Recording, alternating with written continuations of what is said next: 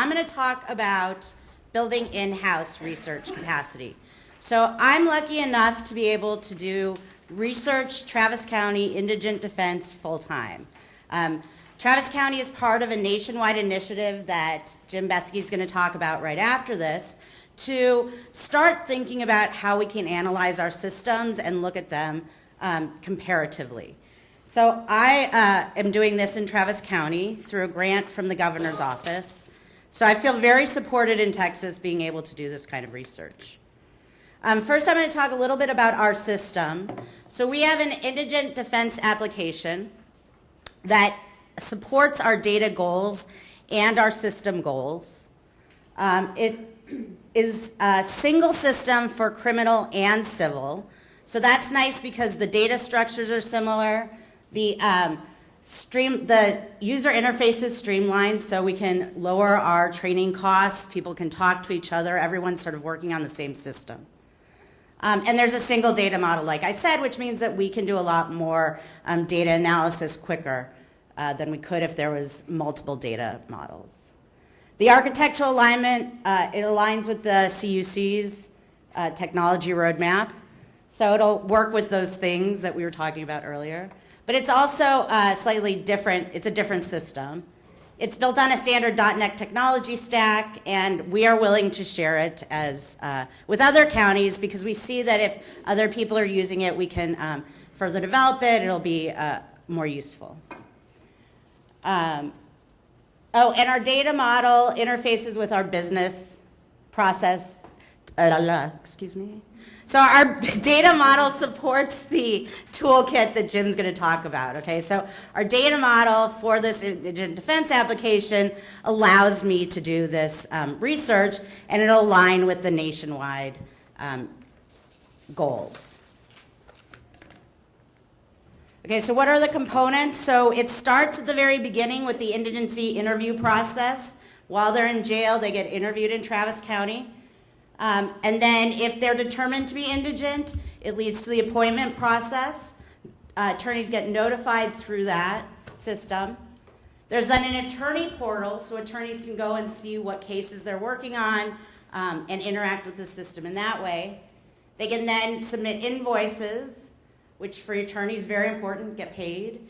And that leads to the integration with our financial system, with our auditor's office. Okay, so it's nice and it's compact and it's streamlined. So that's sort of the technical stuff, but I'm really a data geek. So what I like is local evaluation in general.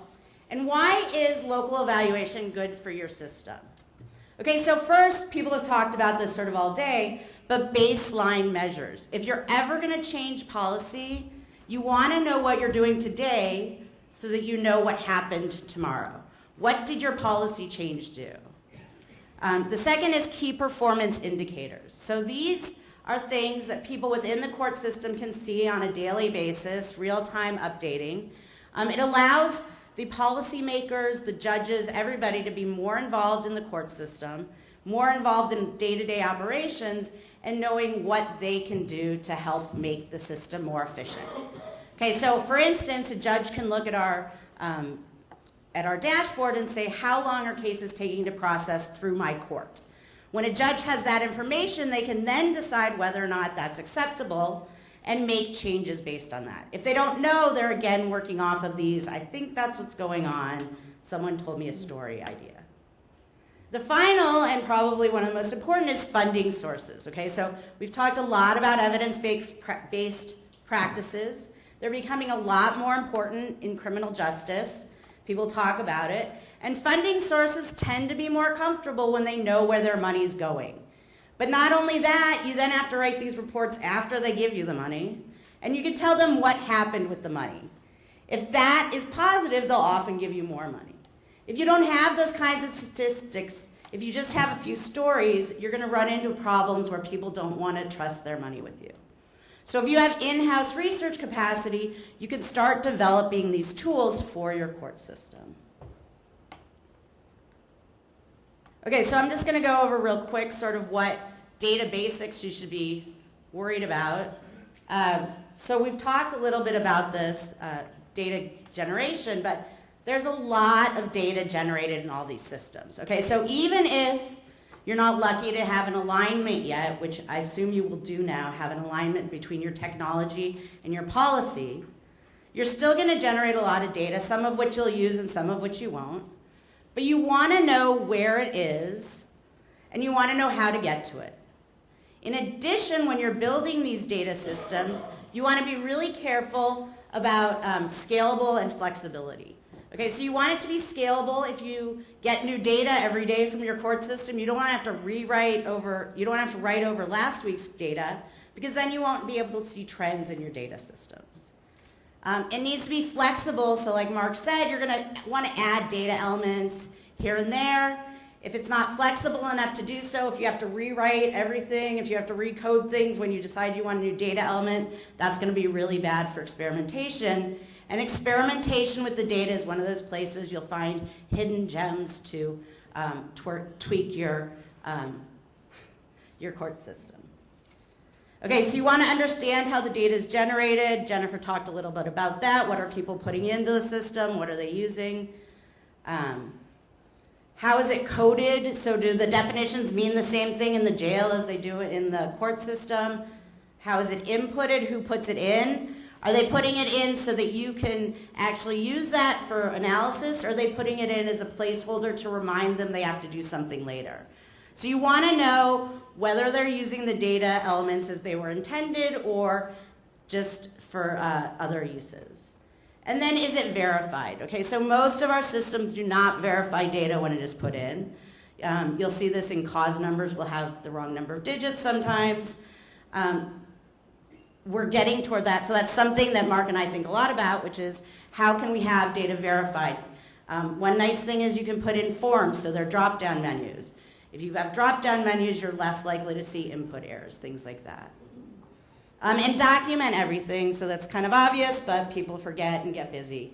If you know what data elements you have today, you don't want to forget that when someone leaves your office tomorrow.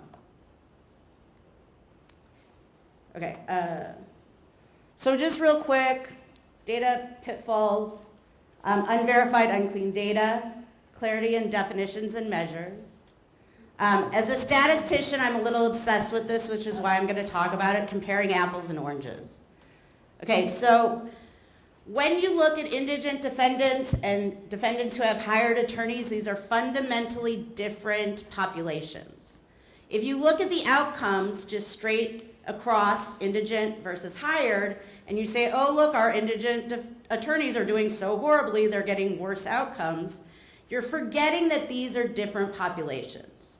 Okay, so from a statistical point of view, you're comparing apples and oranges, and you may not be seeing what's really going on in the system. So my mantra is correlation is not causation. Okay, so just because two things are moving in the same direction doesn't mean that one is driving the other. And better to gather it today than to want it tomorrow. So you can't really go back and collect data. It's very difficult to do. If it's easy to put in your model, you should put in your model today. Okay, so I'm going to talk real quick about, show you just a quick demonstration of how we present this data to the judges. So as we said, values should come from policy decisions. So we have our policy and business process leading to our technology, data, and measures. One of our values that our committee came up with was competent representation, luckily. And I'm going to show you 3 measures of competent representation. So we have a lot of different measures. These are in no way meant to give you a full picture of what attorneys are doing. But we're going to look at disposition and sentence type and then sentence length. Okay, so we have this really cool dashboard. This would be a graph on the dashboard. So the blue lines are appointed attorneys, the red lines are hired attorneys. And right now, the title says type of disposition. And you look at the graph and you go, I don't see any dispositions. I think you're making it up. But what we're going to do is you can look within these, we can drill down. So, okay, so we look at felony 2s.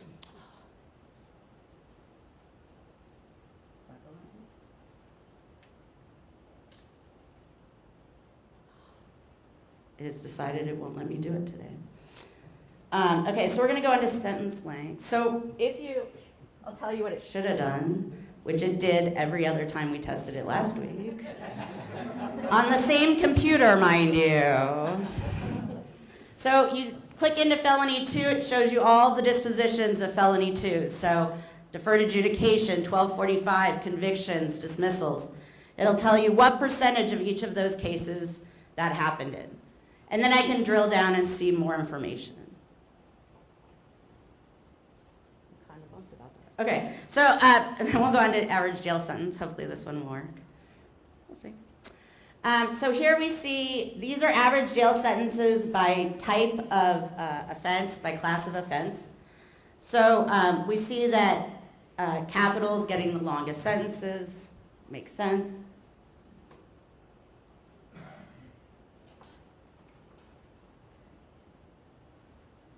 Okay.